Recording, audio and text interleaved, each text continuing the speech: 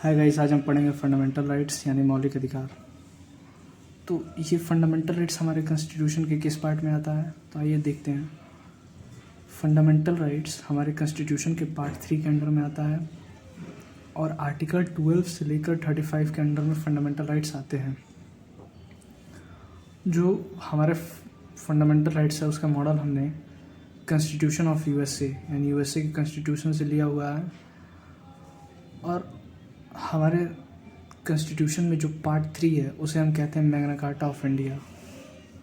Okay, अब आइए देखते हैं बिल ऑफ राइट्स क्या होता है। The list of rights of citizen protected by the constitution. किसी भी कॉन्स्टिट्यूशन में जो उसके सिटीजन्स को जो राइट प्रोवाइड किए जाते हैं तो उनकी जो एक लिस्ट होती है उसे हम बिल ऑफ राइट्स कहते हैं। यानी बिल ऑफ राइट्स के अंडर में सिटीजन्स के राइट्स आते हैं। अब fundamental rights are granted by the constitution. It is given against the power of government and cannot be violated by the government. जो फंडामेंटल राइट होता है उसे कॉन्स्टिट्यूशन के द्वारा ये ग्रांटेड होता है और फंडामेंटल राइट्स हमें सरकार के पावर के विरुद्ध मिलते हैं, यानी उनके अगेंस्ट मिलते हैं और इसे खुद स्वयं सरकार भी उसका वायलेशन नहीं कर सकती है। अगर किसी भी सिटीजन का फंडामेंटल राइट वायलेटेड होता है यानी वायलेट होता है तो डायरेक्टली वो सुप्रीम कोर्ट में भी अप्रोच कर सकता है। It can be changed only by the amending the constitution itself. यानी कि अगर फंडामेंटल राइट में कुछ चेंज है तो उसे सिर्फ कॉन्स्टिट्यूशन के अमेंडमेंट के द्वारा उसमें चेंज लाया जा सकता है। यानी कि संविधान के संशोधन के द्वारा ही फंडामेंटल राइट में कुछ बदलाव लाया जा सकता है। तो आइए देखते हैं फंडामेंटल राइट्स होते कितने हैं। पहले फंडामेंटल राइट 7 थे, अब 6 हो गए हैं। देखिए, पहला फंडामेंटल राइट है राइट टू इक्वलिटी यानी समानता का अधिकार। ये आर्टिकल 14 से आर्टिकल 18 में आता है। दूसरा है राइट टू फ्रीडम यानी स्वतंत्रता का अधिकार। ये आर्टिकल 19 से आर्टिकल 22 में आता है।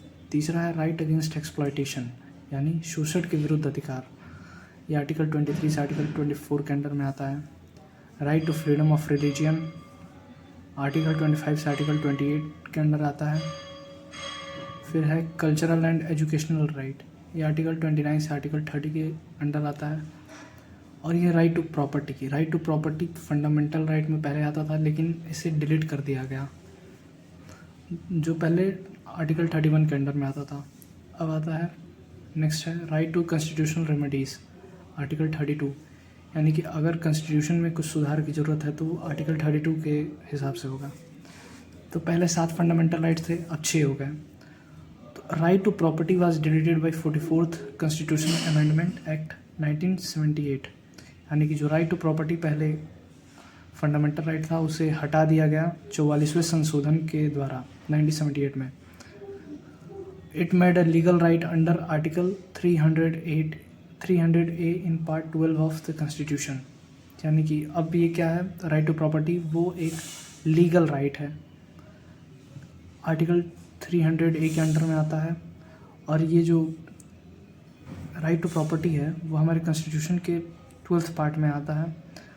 और ये सबसे इसमें इम्पॉर्टेंट बनता है कि राइट टू प्रॉपर्टी किस कॉन्स्टिट्यूशन अमेंडमेंट के द्वारा हटाया गया, तो 44th कॉन्स्टिट्यूशन अमेंडमेंट के द्वारा हटाया गया एक्ट 1978 के तहत। ओके, तो अब फाइनली हमारे पास कितने हैं, 6 फंडामेंटल राइट्स हैं। तो हम अब अगले वीडियो में देखेंगे कि इनके बारे में देखेंगे, राइट्स के बारे में। तो अगर वीडियो पसंद आई हो तो आप लाइक और कमेंट कर सकते हैं और चैनल को सब्सक्राइब कर दीजिएगा।